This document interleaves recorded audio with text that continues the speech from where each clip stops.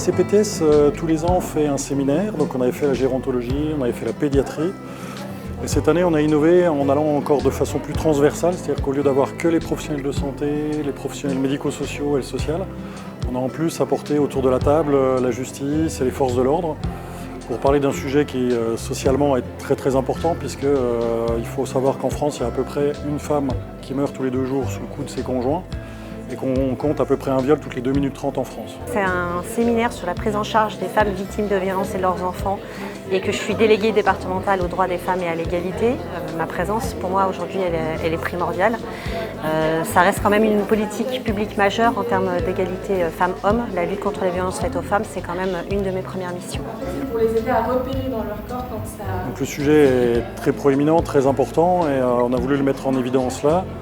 Savoir ce qui se passe au niveau de la santé, savoir ce qui se passe au niveau de la justice et comment tout le monde arrive à s'organiser pour que les personnes victimes de violences puissent être reconnues, puissent être ensuite, si possible, traitées parce qu'il y a un psychotraumatisme, et puis qu'on puisse prendre en charge aussi ce qu'on appelle les co-victimes, donc les enfants, parce qu'on sait que sinon ils vont reproduire le même schéma, donc on veut absolument éviter ça.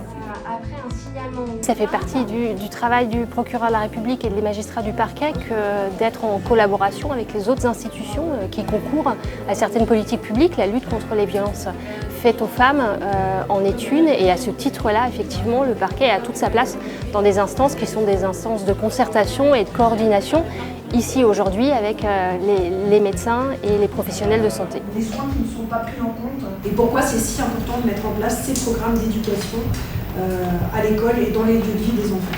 Il y a une vraie volonté de la CPTS sur cette question-là. C'est porté par quelques-unes et quelques-uns d'entre nous parce que c'est un combat au quotidien déjà, et puis d'autant plus dans nos cabinets. Et on sent à quel point on peut être parfois isolé et en difficulté pour bien réussir à les prendre en charge et remettre tout le monde au même endroit.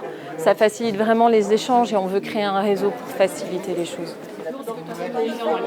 J'ai donc été accueillie hier et j'ai passé une soirée avec des membres de la CPTS. Et je dois dire que j'étais absolument impressionnée par l'engagement de chacun, par la ténacité. Alors ce que je compte raconter d'abord, c'est pourquoi j'ai été amenée à m'occuper de cette question des violences.